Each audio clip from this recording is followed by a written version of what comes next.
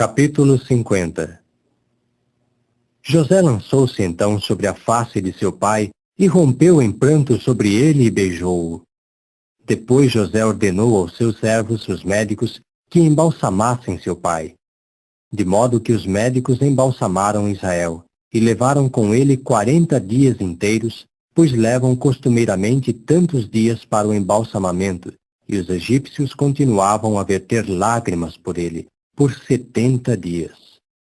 Finalmente se passaram os dias de choro por ele, e José falou aos da casa de Faraó, dizendo: Se eu, pois, tiver achado favor aos vossos olhos, falai, por favor, aos ouvidos de Faraó, dizendo: Meu pai me fez jurar, dizendo: Eis que estou morrendo. Hás de enterrar-me na minha sepultura, que escavei para mim na terra de Canaã. E agora, por favor, deixa-me subir e enterrar meu pai, após o que estou disposto a voltar. Faraó disse, portanto: Sobe e enterra teu pai, assim como te fez jurar.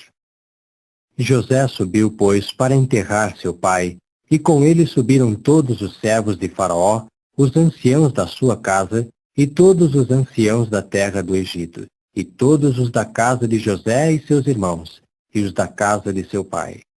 Deixaram somente suas criancinhas, e seus rebanhos, e suas manadas na terra de Gósen. Subiram também com ele tanto carros como cavaleiros, e o acampamento ficou muito numeroso. Chegaram então à eira de Atade, que está na região do Jordão, e ali realizaram um grande e forte lamento, e ele prolongou os ritos de luto por seu pai por 7 dias. E os habitantes do país, os cananeus, chegaram a ver os ritos de luto na eira de Atade e exclamaram: Este é um grave luto para os egípcios. É por isso que foi chamado pelo nome de Abel-Misraim, que está na região do Jordão. E os seus filhos passaram a fazer-lhe exatamente como lhes mandara. Seus filhos transportaram-no assim para a terra de Canaã e enterraram-no na caverna do campo de Macpela, o campo que Abraão comprara de Efron o Hitita, como propriedade de uma sepultura de fronte de Mamre.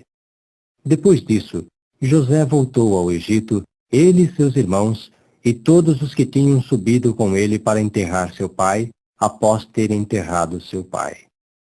Quando os irmãos de José viram que seu pai estava morto, começaram a dizer: Pode ser que José nos tenha rancor, e seguramente nos pagará de volta por todo o mal que lhe fizemos.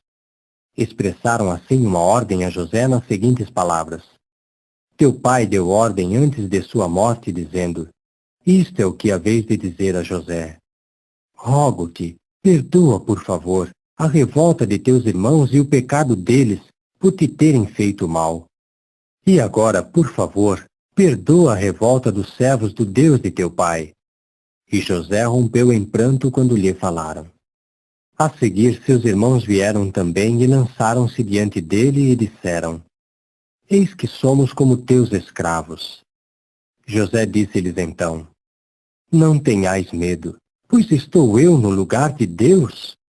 Quanto a vós, tencionastes o mal contra mim. Deus tencionou-o para o bem, com o objetivo de agir assim como no dia de hoje, para preservar vivo a muito povo. Agora, pois, não tenhais medo. Eu mesmo suprirei alimento a vós e às vossas criancinhas.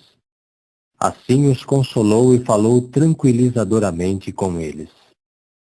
E José continuou a morar no Egito, ele e a casa de seu pai. E José viveu 110 anos. E José chegou a ver a terceira geração dos filhos de Efraim, também os filhos de Maquir, filho de Manassés. Eles nasceram sobre os joelhos de José. Por fim, José disse a seus irmãos: Estou morrendo, mas Deus sem falta voltará a sua atenção para vós e certamente vos fará subir desta terra para a terra que jurou a Abraão, a Isaque e a Jacó. José fez por isso os filhos de Israel jurar, dizendo: Deus sem falta voltará a sua atenção para vós. Portanto, tereis de levar meus ossos para fora daqui. Depois José morreu à idade de 110 anos. E fizeram-no embalsamar, e ele foi posto num ataúde no Egito.